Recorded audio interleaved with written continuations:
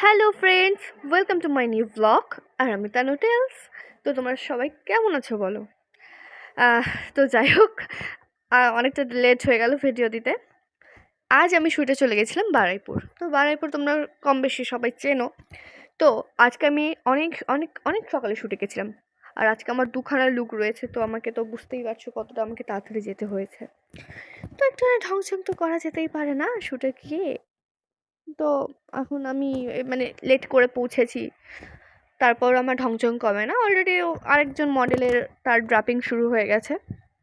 তো এই দেখো, এখানে কিন্তু আমাকে সাজিয়ে দিয়েছে গাইস। আমার কিন্তু স্বামী মারা গেছে, তোমরা কেউ কিছু মনে করো না। আমি সেই উদযাপনেই কিন্তু আমি আজকে সাজতে মেকআপ আর্টিস্ট ডেকেছি।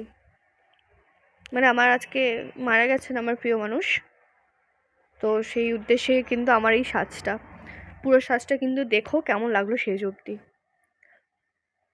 আমার প্রিয় মানুষ তো আমাকে সাজাতে বেশি ভালোবাসতো। তো আমি যেহেতু মানে কি বলবো, সাজিনি, তার জন্য খুব কষ্ট হচ্ছিল। তাই ভাবলাম সেজেই নি। দেখো, এখানে কিন্তু আমার শাড়িটা ফুল হয়ে গেছে। এবার আমার শুরু হবে আস্তে আস্তে, আমার মেকআপগুলো শুরু হবে। ভাবলাম তোমাকে আরেকবার তোমাদের দেখিয়ে নিই প্রথম দিকে কেমন কি করি আমি। পাশে যে তার হচ্ছে গিয়ে বিয়ে আই থিঙ্ক, তাই জন্য ওরকম সাজছে।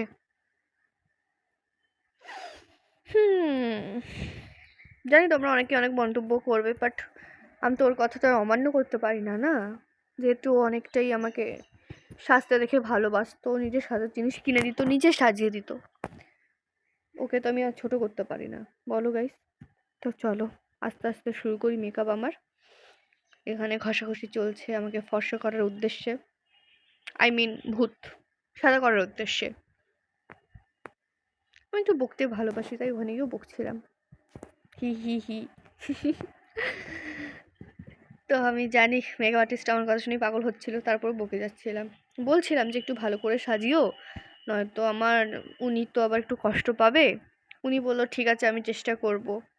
উনি সেটাই বলছে যে দেখো পারি কি না। তো এই দেখো আমার কিন্তু হাফ মেকআপ লুক ডান। এবার আমার আইটা হচ্ছে, আমি আইটা বললাম আইটা বেশি আবার গর্জাস করো না, লোকে ভাববে বাবা মোট।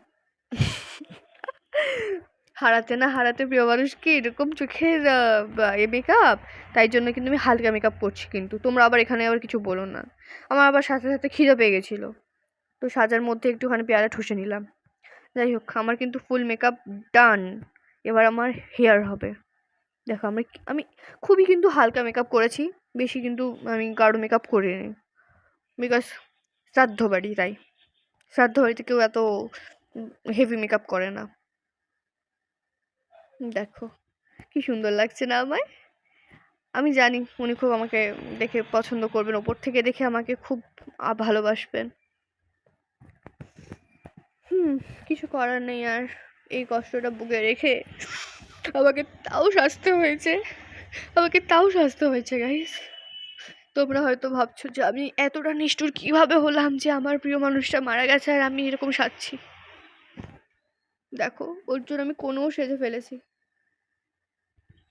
ও যাতে না কষ্ট পায়, তাই জন্য শ্রাদ্ধ বাড়ির রাত্রিবেলা সন্ধ্যাবেলা নাম কীর্তনের সময় আমি এই লুকটা আমি ক্রিয়েট করেছি। আশা করি তোমাদের ভালোই লাগছে, কি বলো গাইস? কেমন লাগলো জানাও। আমার আর কথা বলার কোনো মানসিকতা নেই, তাই আমি খুলে ফেলছি আমার সব মেকআপ।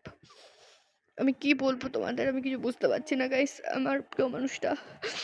যাই হোক, তোমরা ভালো থেকো, সুস্থ থেকো, আবার নেক্সট ব্লগে দেখা হবে। আমি জানি না আমি কি করব, এতক্ষণ তো আমি ঠিক ছিলাম। যাই হোক, আমি আমার শ্রাদ্ধ বাড়ির ভেন্যুটা দেখিয়ে নিই। বাড়িটা কি সুন্দর, ওরা তো সবাই আসছিল আমার পেছন পেছন। দেখো তোমরা আমার ভেন্যুটা দেখো। যাই হোক, দেখো গাইস, আমি এখন শোক পালন করি। Tata guys.